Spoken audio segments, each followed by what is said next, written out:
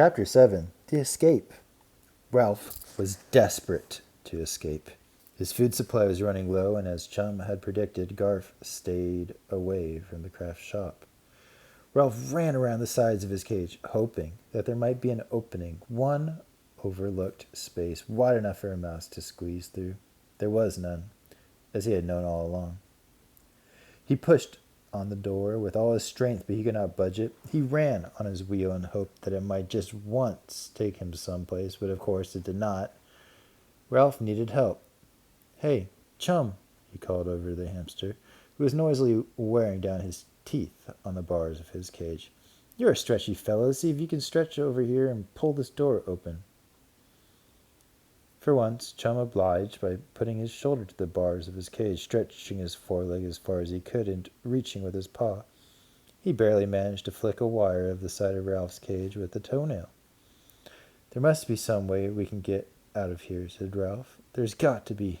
"Not for me," answered Chum. "I wouldn't leave if I could. I've lived in a cage all my life, and I'm too old to start scrounging.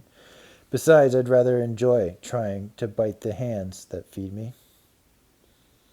"I'd rather scrounge and starve," said Ralph. He still had a supply of food, but he pawed through some old sunflower seed husks to make sure he had not missed any edible bits.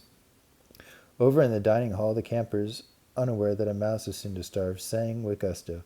"The ants came marching two by two, hurrah, hurrah! The ants came marching two by two, hurrah, hurrah! The ants came marching two by two, and the little one stopped to tie his shoe." As his food supply dwindled further, Ralph felt nervous and guilty. His mother had taught him to store food. The sight of the campers' mosaics made of dried peas and beans was hard to bear. He felt he would no longer object to a little dried glue on his food. When Chum managed to toss an alfalfa pellet into his cage, he was humbly grateful. Outside his cage, the campers went about their activities, unaware of the desperate mouse in the craft shop. Lana cradled Catso in her arms whenever she could catch him, and the smug look on that cat's face was unbearable to Ralph. Karen returned to paint her bleach bottle piggy bank. Everyone who passed her work table asked if her watch had been returned, and Karen, busy with her piggy bank, shook her head. Occasionally, Ralph's ears caught the familiar bub. He looked out to see Garf pushing his motorcycle across a bench or around the edge of the ping-pong table as if he were lost in a dream of speed and danger. The sight of his precious motorcycle made Ralph even more frantic for freedom. And then, to add to his troubles, there was still Catso, who had been only temporarily amused by the wristwatch, and who would sooner or later, Ralph was sure, return to the cage.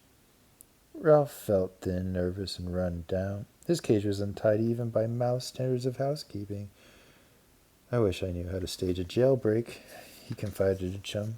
"If there is anything I can do to help, let me know," said Chum, and cracked a sunflower seed he had earned that morning when he had stuffed his cheeks until he had fallen to the bottom of his cage.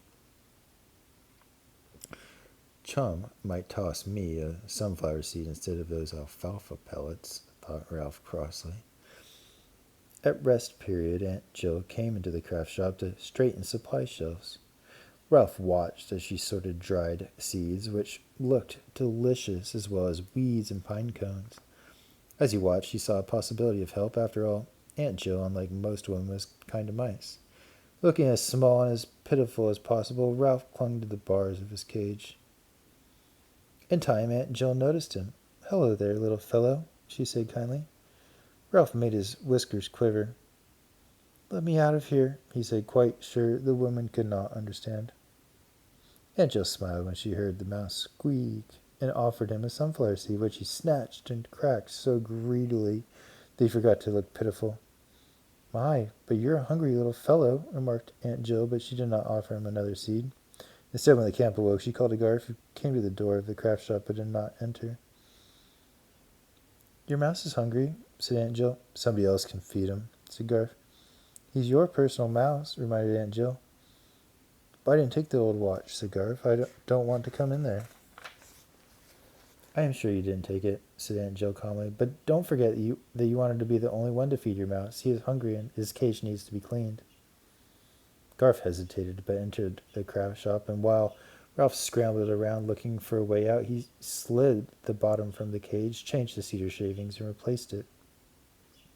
He detached the water bottle, filled it at the sink, and was fastening it to the cage when Aunt Jill went out, leaving the boy alone with the two animals. Here, at last, is the moment Ralph had been waiting for. "Say, Garf," he began, but the boy, not expecting the mouse to speak, appeared not to hear. Ralph was desperate.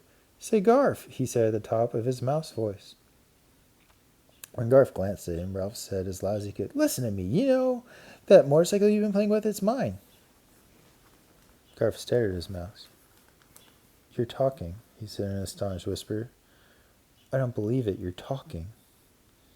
Ralph had spoken, and Garf answered. They were both so excited that they were speechless. Finally, Garf spoke again. "Go on, say something more."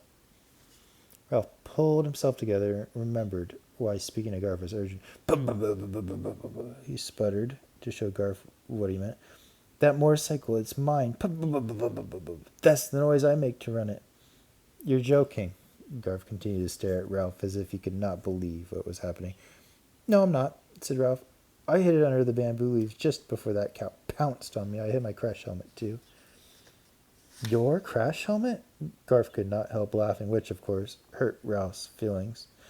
The boy pulled the motorcycle out of his pocket, studied it, and then studied Ralph.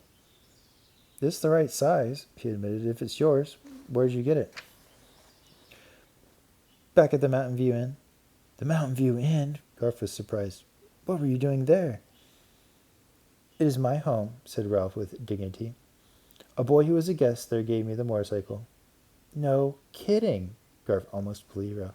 "Let me out of here," pleaded Ralph. "I'll show you I can ride it." Garf looked as if he were tempted, but he said almost regretfully, "No, you might run away and I want to keep you." Come on, Garf," coaxed Ralph. "Nope," said Garf. "I've got to get out of here. Aunt Jill just left to give me a chance to return that watch, and I don't have it. I don't have it, and I don't know where it is." Ralph saw an opportunity for bargaining. "I do," he said. "I know where the watch is." "Where?" asked Garf. "Let me out, and I'll tell you," said Ralph. "No," said Garf. "I'm going to take you home with me." "Your mother won't like it," said Ralph. "She'll make you get rid of me." He knew by the look on Garf's face that he had struck a sensitive spot, so he continued. "She will say I'm messy, and she will say I smell." Garf looked uncomfortable. "Let me out of here, and I'll show you where the watch is," persisted Ralph. Garf looked as if he might be tempted. He thought a while and said, "My mother might let me keep a mouse. It wouldn't hurt to ask, and I don't want to know where the watch is. If anyone saw me trying to return it, they would say I stole it, and I didn't." Ralph's hopes dwindled. "I know you didn't steal it," he said, "because I know who did." "Who?" Naturally, Garf was curious to know the name of the real thief. Ralph considered. Should he tell, or should he not tell? He decided that telling might convince Garf that he was trying to help him. "Catso," he said. "Catso the cat took it." Garf gave Ralph a look of disgust. "Now I know you're lying," he said. "What would a cat do with a watch?" Ralph was beginning to feel frantic. "Pretend it's a mouse. Play with it. Toss it around. You know how cats do." Garf grinned. "For such a little fellow, you sure have a big imagination." "I'm not imagining it," said Ralph. "Catso took it. I saw him. Honest." "Oh, you just don't like cats," said Garf, and started to leave. Ralph sat miserably back on his haunches. "Well, even if you don't believe me, don't forget to feed me."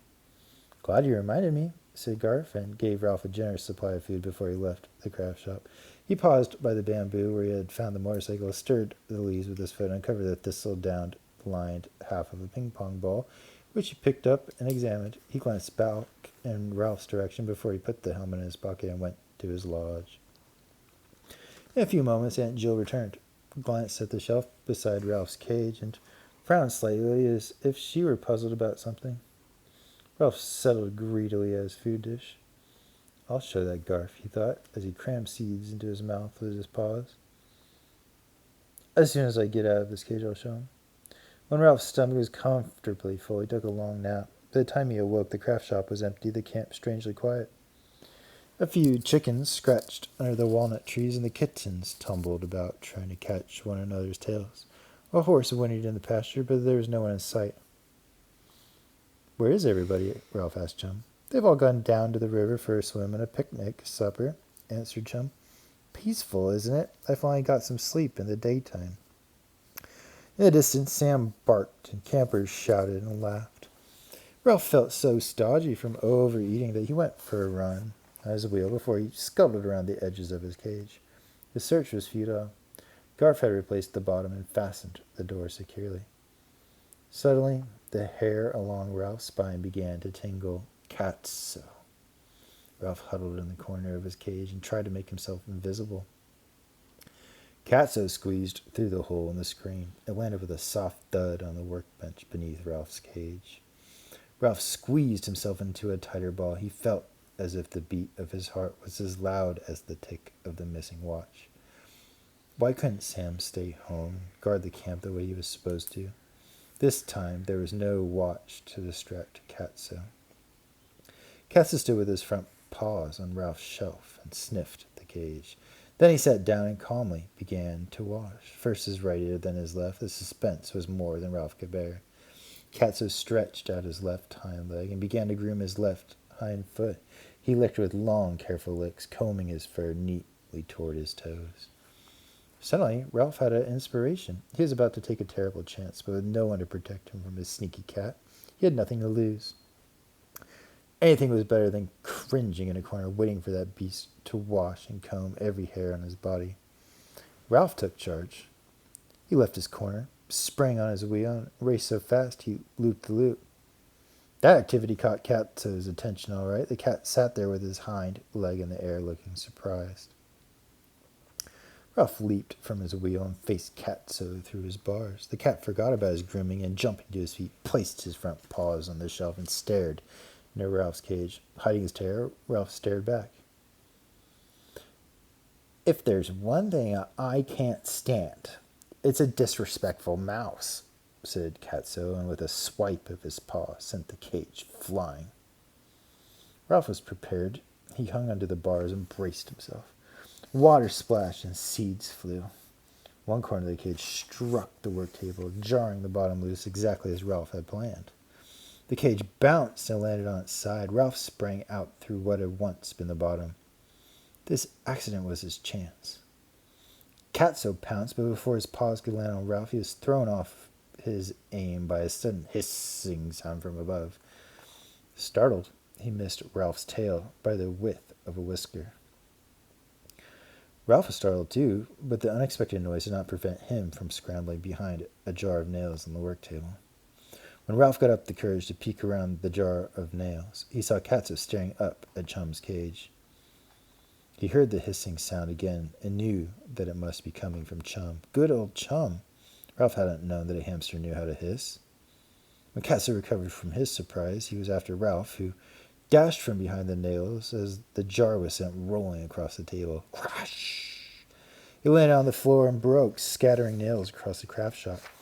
Ralph leaped behind the supplies of beans and peas and hamster food, with Catso after him. Jars crashed, bags tumbled and split as they fell. Crash, bang, smash, noise, and flying glass did not stop Catso.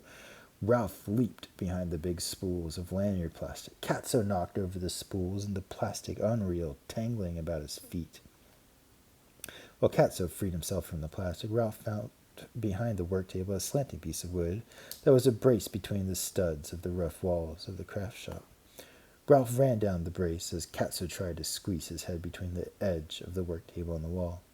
He could get his head in the space, but not the rest of his body. He pulled back his head and tried to reach Ralph with his paw. Ralph, however, was too far down the brace. Next, Catso leaped to the floor and ran under the table. Ralph scurried up the brace so that he was above the table and beyond Catso's reaching paw. Back to the tabletop went Catso, and down the brace ran Ralph, once again beyond the stretch of those curved and groping claws. Frantic with frustration, the cat sprang from the table while Ralph ran up the brace. Once more, Catso reached and stretched and groped.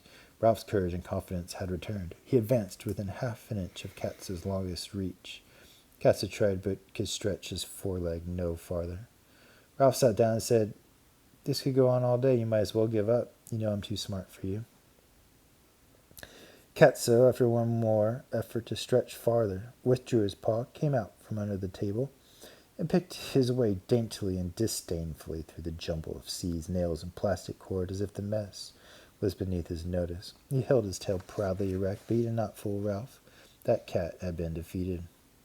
Katso squeezed out of the hole in the screen door. Ralph was safe. Safe and free. Now, all he had to do was figure out how to get his motorcycle away from Garth, and he would be on his way back to the Mountain View Inn. In the meantime, he settled down to feast on all the seeds that Katso had spilled for him.